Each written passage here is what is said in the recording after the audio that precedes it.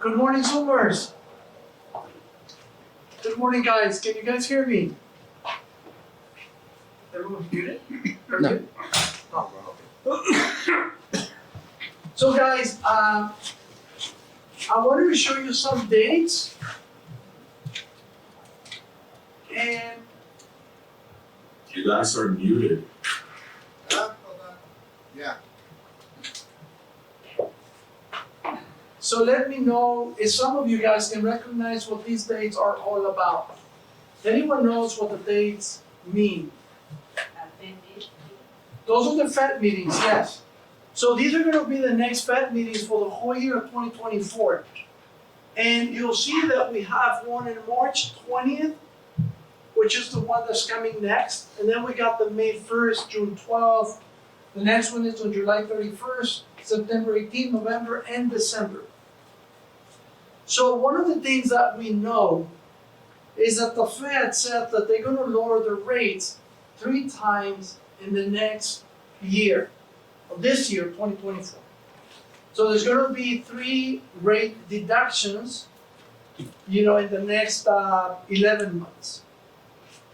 Now, one of the things that we know is that by March 20th, nothing's going to happen. The rates are not going to go up, but the rates are not going to go down. So the question is, when are they going to do the first one? So chances are that the first one is going to be on June 12th. And when they do cut rates, they're usually talking about 0.25%. Now, 0.25% decrease on the federal fund rate, it actually means that in the mortgage interest rate, that could be 0.5 to 0.75%. So this is what we will see. Okay, so we have one maybe in June, because nobody really knows. But this is my guess. June, September, and December. So I would say that by November, it would be the perfect time for someone to actually do a refinance. So why am I telling you this information? Because the thing is that this is information, but you have to know how to use it, right? Because at the end of the day, it really doesn't do anything if you have the information, but you don't know how to use it.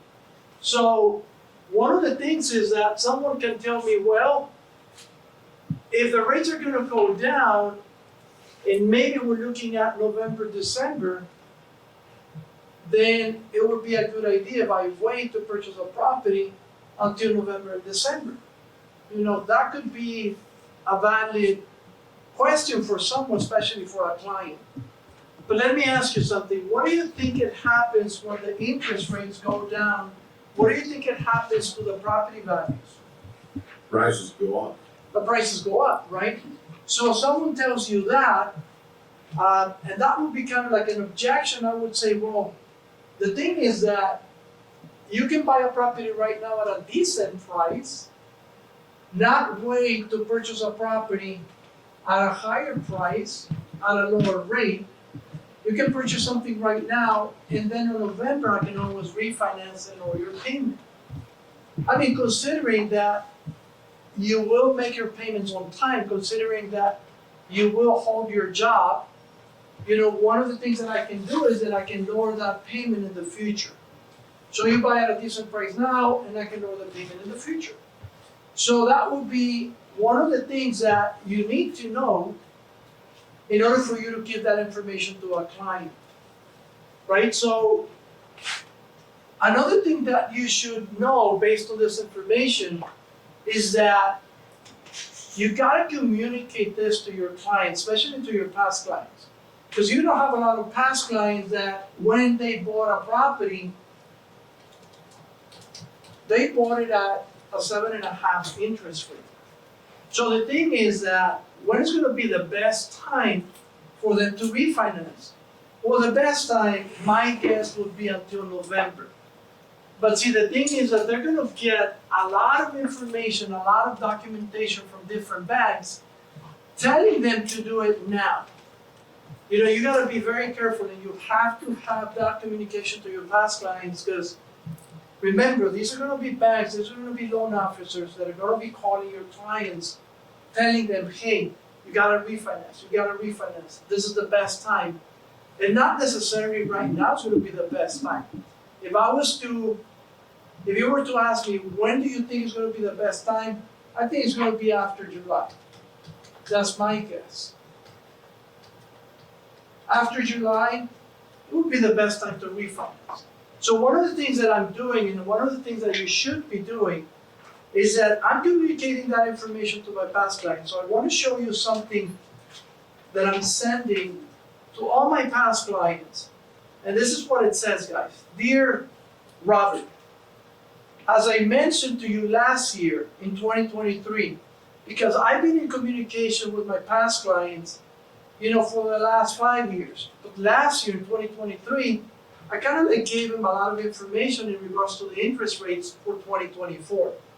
So this is kind of like a follow-up text that I do with my past clients. As I mentioned to you last year, 2023, interest rates have begun to fall. This is likely to trigger an increase in offers from other individuals or banks looking to reduce your monthly payment. However, it's important to consider that this may not be necessarily the optimal time to accept these offers. Further reductions of interest rates are anticipated, something that I monitor on a daily basis. It's worth remembering that banks and lenders don't prioritize the client's benefits. For my part, I commit to keeping you informed and advising you on the most appropriate time to modify your loan, ensuring that is the best decision that truly benefits you. So these are the type of communications, guys, that you need to have with your past clients, okay? Because I know that someone, can give a phone call to one of my past clients saying, hey, I can reduce your payment $200. Well, wait a minute. I can actually reduce it for $500 if you wait until whenever I tell you, right? Because that's what I do. I monitor rates on a daily basis. So these are the types of communication that you need to have. So why is this information important?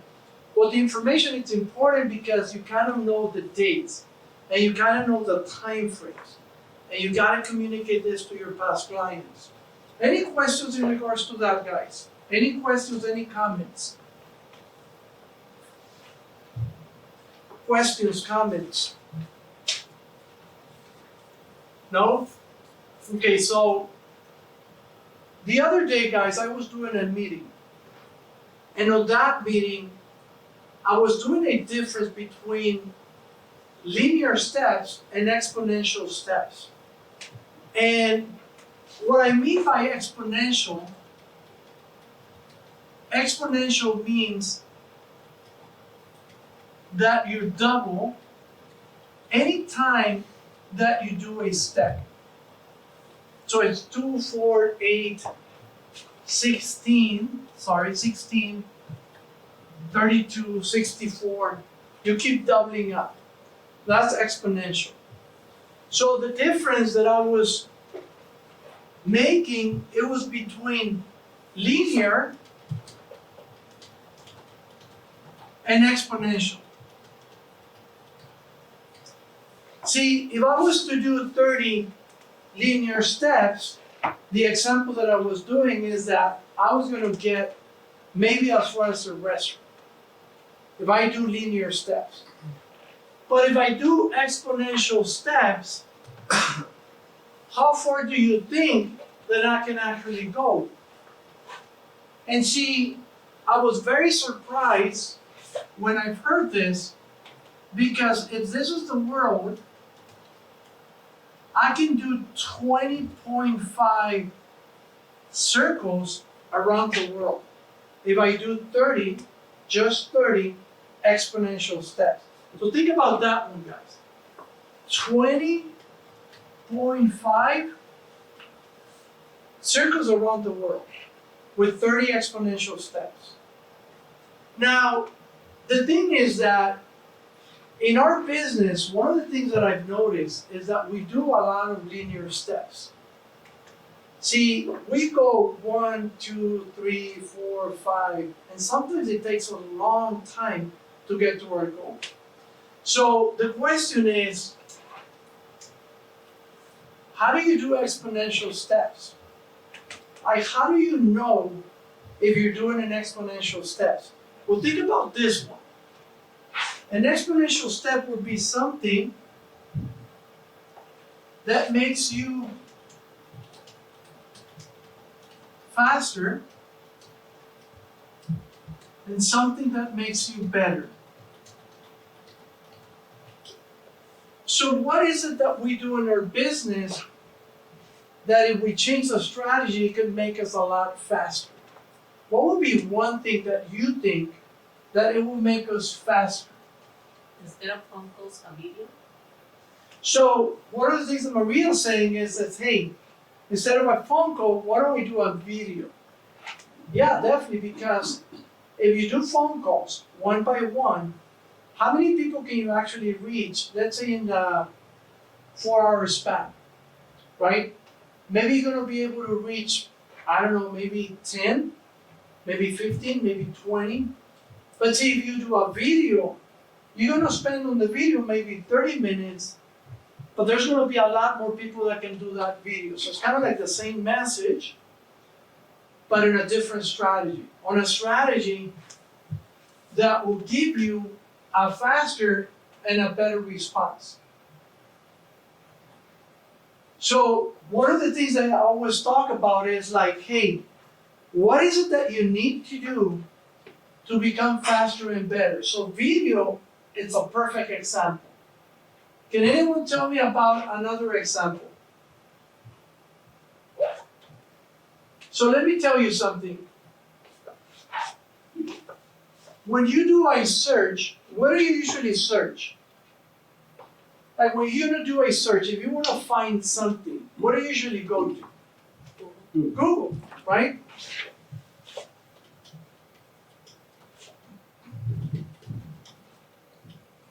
But see, the thing, guys, is that there's something better, faster, and bigger. What is it? AI. AI, ChatGPT. See, ChatGPT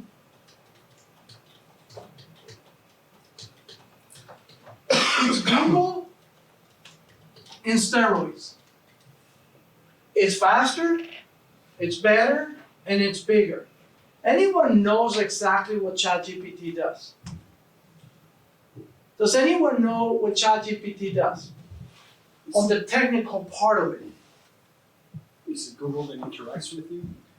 Well, the thing is that, see, if you do a search in Google, Google is not going to give you an answer. Google is going to give you a lot of different answers where you have to do the research. Just think about it. You Google something and it's going to tell you 5 things. You're going to have to choose.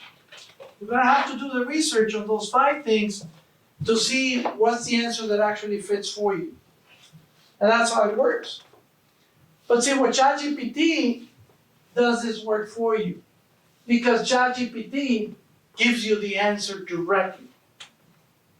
It just gives you the answer. If you question something, it gives you the answer.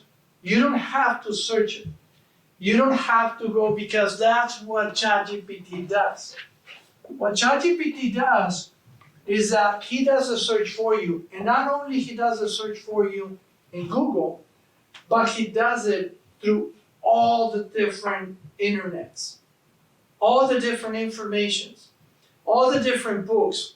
So everything that has to do with books, information, newspapers, news, everything, he does.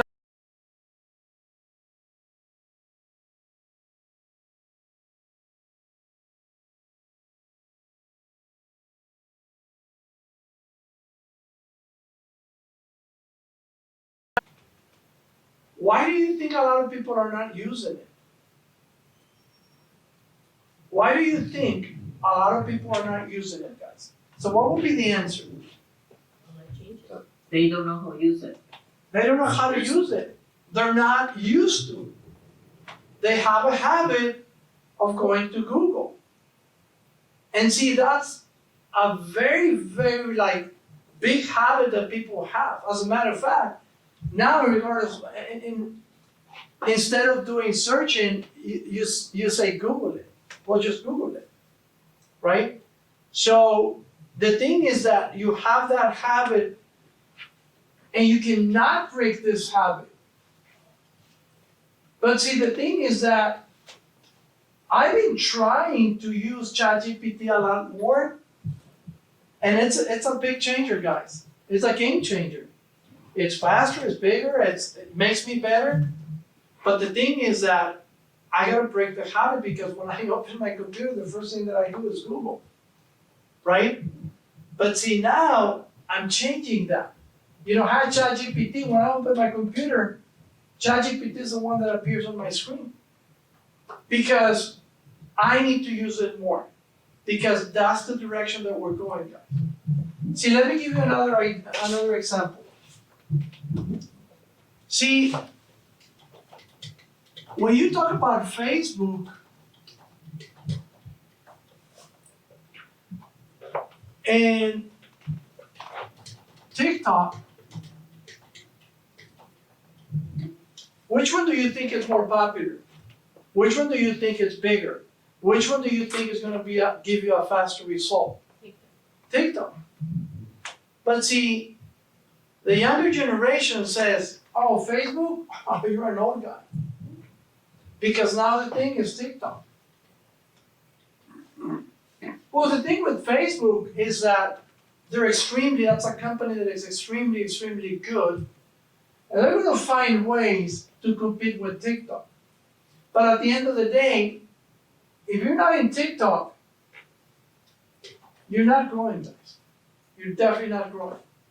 So if I do a video, for example, and I already have the video, well, it doesn't cost me a lot, maybe 3 minutes at the most, 2 minutes, to put it on Facebook, to put it on TikTok, to put it on Instagram. And by the way, if you put it on Facebook or Instagram, it's going to automatically appear on the other one. To put it on the YouTube Shorts, to put it on YouTube.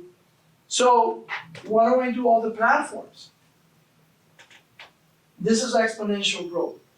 So if you're let's say for example that you're not doing anything. If you're not doing anything, guys, you're missing out. But if you're doing one and you're only using one of the platforms, you're also missing out. You gotta use all of them. Right? So what are the platforms that you use, Dawson? TikTok, Instagram. All of them. Right? We use all of them. You use all of them. So this is exponential growth, guys. But see, if you say, well, I don't like to do videos. I mean, it's on you, right? It's on you. Because you can actually do a video without you coming out on the video, if that's what you don't like. Well, I don't like to come out on videos. Oh, well, there's a lot of ways that you can do a video and not come out on the videos. You don't have to come out on the video. But see, the thing is, if you don't do anything, if you don't do nothing, then you're just not growing, guys. You're just not growing, right? So that's one of the things that when you think of exponential, think about this one. What is it that I'm doing? And is what I'm doing, is it making me bigger? Is it making me faster? So think about your routine. Okay, so what is the routine that I have and what is it that I'm doing? So one of the things that I was doing when I was doing the meetings, it was like, well, if I do the meetings already and I'm giving out information, well, why don't I do a video doing the meeting? Because I can use that video and I can put it on the social media platforms. So it was as simple as that. So sometimes you already do the work. It's just a matter of, hey, how do I use the strategy to take advantage of that work? Because I don't want to do the things all over again. So if I'm gonna do a seminar, a first-time buyer seminar, for example, well, why don't I make a seminar, a bigger seminar, where instead of maybe inviting only 20 people, which are my past clients, why don't I advertise it and I do it to maybe 150? Maybe I invite someone, an influencer, that has the influence, that has the following, to invite 200 people to that seminar. Because at the end of the day, it's gonna take me and it's gonna cost me the same thing to prepare myself for the presentation. It's gonna be the presentation, it's gonna be 1 hour and a half, but it makes a big difference if I do that presentation to 20 or if I do it to 250, right? The results are gonna be bigger, they're gonna be faster. So think about that one, guys. What is it that you're doing right now? And what is it that you can change on strategy to become bigger and to become faster? Okay? So, any questions, guys? Any comments on this? Questions, comments? I know you, Maria, because we talked about this like 2 weeks ago. What is it that you're doing and what is it that you're changing in regards to this topic? Well, one of the things that I start doing it, because you said it on the meeting, is set up an alarm every 3 hours. Just to go back and see how productive I've been in the last 3 hours, or I have to do change to become better. You know, like to at the end of the day, I know I did something. Yes. Okay. And as far as the videos, it's hard. When you're not used to, I mean, I made one and I know I got a loan out of the video, and then I make the second one, but I never posted. And I think it's a good one because it has good information, but it's just, it is hard. Yeah, but that has to do a lot with the habit, right? Because see, check this out, guys. Maria did a video and he actually got not a lead, not a contact, he actually did a loan out of that video. So he did one video and got a loan out of that video. But she stopped doing it. Does that make any sense? Does it make any sense at all? Doesn't make any sense. Like if you got a loan, why did you actually stop doing it? Well, it's because she doesn't have the habit, right? And you gotta break that habit. Because it's a lot easier than you think doing a video. But the thing is that you gotta do it because you'll see that that will bring you exponential growth. So I have an agent here in the office. I have a real estate agent that he produces a lot. So last year, I believe that he closed 22 transactions. This year, his goal is to close 36 plus. That's his goal.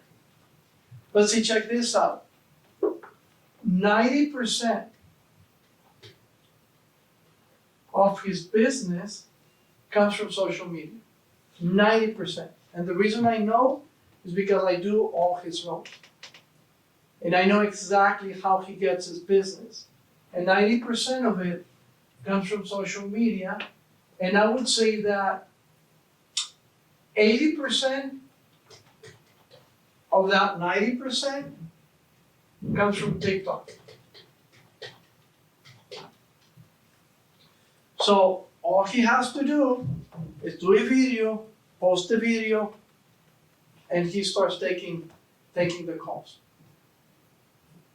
So he kind of like cracked the code. And he hardly comes out of the video.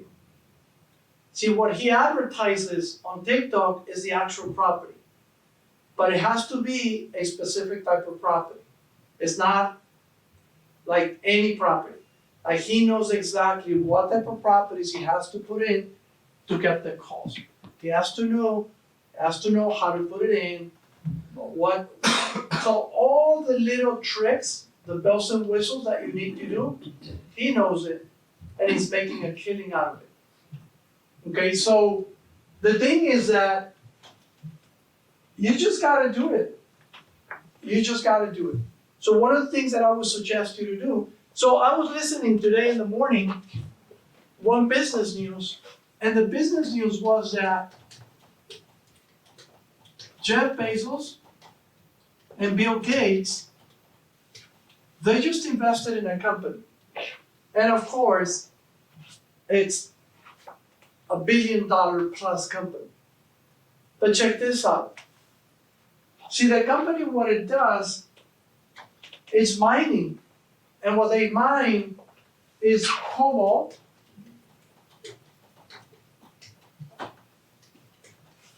and copper. So anyone knows what cobalt is and copper and what it's used to? What do you use it for? For copper for electricity, no? Electricity, yes. And cobalt? They use it for the batteries, for the batteries for the electric cars. So what they're banking on is that now these two minerals are not really useful, but they will be extremely useful 10 years from now. So they said, you know what? Let's invest in that company.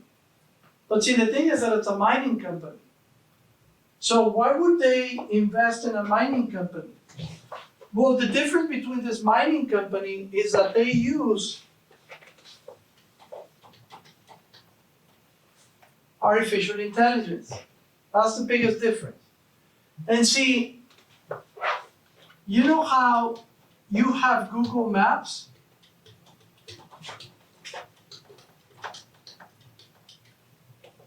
So this artificial intelligence, think about cobalt and copper maps. So it's going to map you where cobalt and copper is. That's the difference. So the thing, guys, is that if you don't get into this on the very lowest level, and the very lowest level right now is ChatGPT. It's kind of like the simplest and the lowest level that you can get in. So that way you can understand a lot of other things, because this is changing on an everyday basis, guys. This is changing a lot. And the thing is that if I was to tell you, oh, get into artificial intelligence, well, how do I get into it? Like, what would I use it for? Well, the thing is that you will find out how can you actually use it for. So I'll give you an example. What do you think would be the 5 best cities to invest in the US? Well, just ask ChatGPT. He'll give you the answer. Now, you have to know how to ask, right? How to ask the question. But if you ask the question the right way, he'll give it to you. He'll tell you exactly why those are the cities that are going to have the best appreciation in regards to values. And when I asked, he immediately said, oh, number 1, Phoenix. Number 2, San Antonio. Number 3, Austin. Number 4, 5, he gave me the 5 cities. Based on what? Well, based on the growth population for the next 10 years. So the more population that the cities or any city will have, property prices will go up, appreciation will go up. So if you know that fact, then you just ask, hey, what are going to be the fastest cities in the US with the fastest growth for the next 5 years? And it'll give you the answer. So the thing, guys, is that you gotta get used to it. You gotta get used to it, because later on, you can say, wait a minute, can you do a video? Well, I don't come out on the video. Or can you do an avatar of myself, so that way I don't come out on the video? And AI would do that for you. Hey, you know what? I don't think I came out okay on the video. I don't like my dress, blah, blah, blah. Can you change the dress? It'll change it for you. But the thing is that you gotta get into it. You gotta get used to it, right? Because you don't want to get used to it when you don't completely understand what's going on, because you're going to be left behind. Okay, so any questions, guys? Any comments? Okay, guys, so we're going to go through the numbers. So Oscar's going to give you the numbers, and we're going to go over a little bit of information regarding the program that Oscar did on the training for the last time training.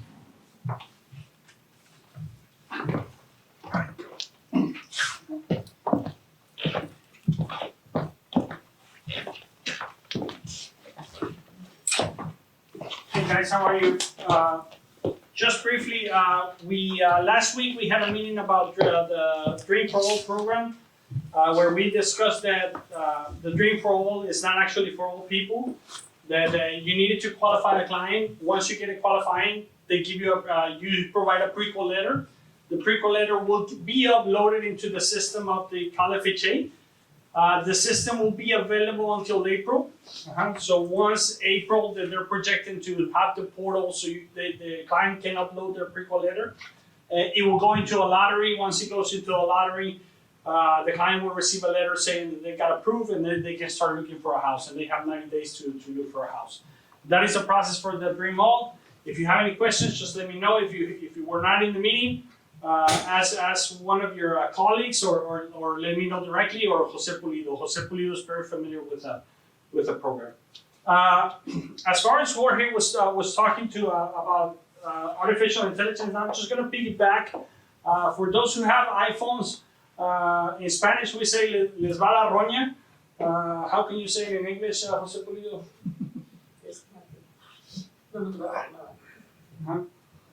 You're gonna be jealous. You're gonna be jealous. They're gonna be jealous, or they're gonna be sick. If I talk about Galaxy, most of you, do you have iPhone? Most of the guys who have iPhones, I know that my kids do, and they don't have WhatsApp. The application of WhatsApp. In the application of WhatsApp, actually, there's now a friend that is AI.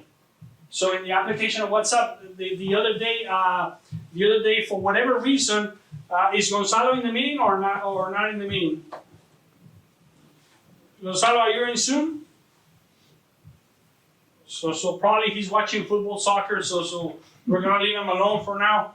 But he asked me a question, and he says, Oscar, when was the FHA MI reduced? So when was the FHA news? When did it start? And when was the mortgage insurance reduced? And I said, well, I don't know. Can I let you know? I think it was in March or April of last year. And then as soon as I hang up, I just grabbed my WhatsApp application and I got my WhatsApp AI, which is called Meta AI, and I asked him. And I said, hey, when was the FHA reduced? And boom, he gave me the date, the exact date. So right here.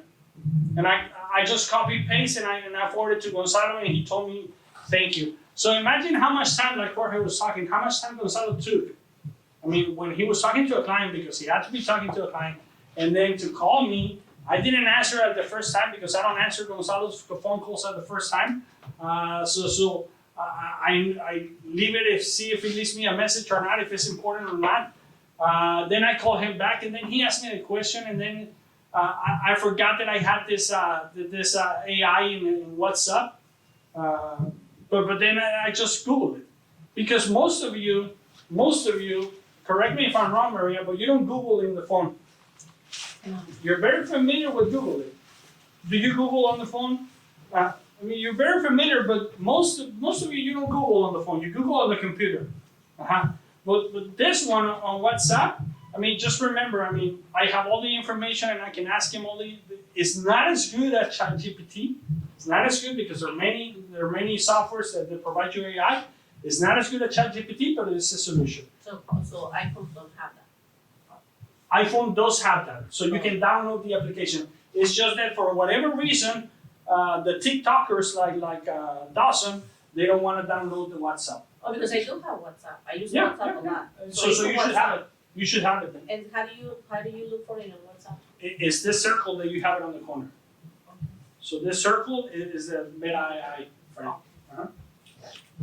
if you don't have it, then let me know. And I don't know if you need to accept it as a friend or not.